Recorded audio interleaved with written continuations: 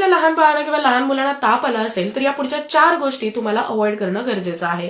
सगळ्यात पहिली आणि खूप महत्वाची गोष्ट म्हणजे ताप आल्याबरोबर लगेचच पहिल्या दिवशी मुलांना अँटीबायोटिक्स देणं तुम्हाला अवॉइड करायचं आहे. कमीत कमी 3 दिवस तुम्हाला बाळाला पॅरासिटामॉल द्यायचं आहे.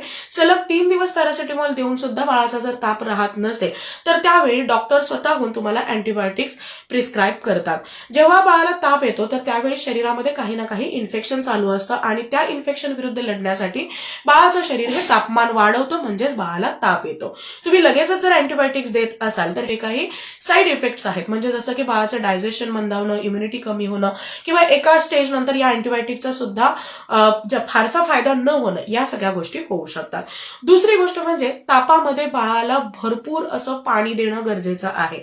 जेव्हा शरीराचं टेम्परेचर वाढतं तर त्यावेळी शरीराला पाण्याची खूप जास्त आवश्यकता असते. अशा वेळी बाळाच्या खाण्यापेक्षा तुम्हाला पिण्याकडे जास्त फोकस देणं गरजेचं आहे.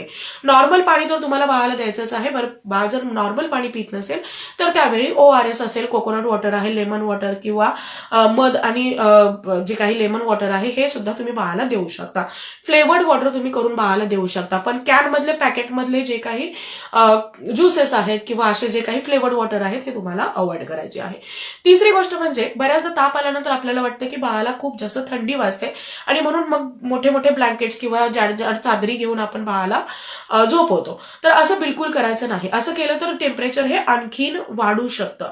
ताप लवकर घालवायचा असेल तर बाळाचे जे कपडे आहेत हे सैलसर असायला हवेत, ब्रिदेबल असायला हवेत, हवा पास होणारे असायला हवेत. जाडजाड ब्लँकेट्स घेऊन बाळाला झोपवणं तुम्हाला टाळायचं आहे. त्यानंतरची पुढची गोष्ट म्हणजे जेव्हा तुम्ही पॅरासिटामॉल देता किंवा अँटीबायोटिक्स देता तर त्यानंतर कदाचित बाळाचा ताप हा कमी येऊ शकतो. पण लगेचच ताप कमी आला म्हणून कुठेतरी ट्रॅव्हलिंग करणं किंवा बाळाला खेळायला बाहेर पाठवणं किंवा बाळ हा फिजिकली खूप जास्त ऍक्टिव्ह होणं, या गोष्टी तुम्हाला टाळायच्या आहेत. कारण हे जे इन्फेक्शन आहे हे परत होऊ शकतं, परत बाळाला ताप हा येऊ शकतो. त्यामुळे ताप येऊन गेल्यानंतर सुद्धा किमान 5 ते 6 दिवस बाळाने प्रॉपर आराम करणं, झोपणं हे गरजेचं आहे.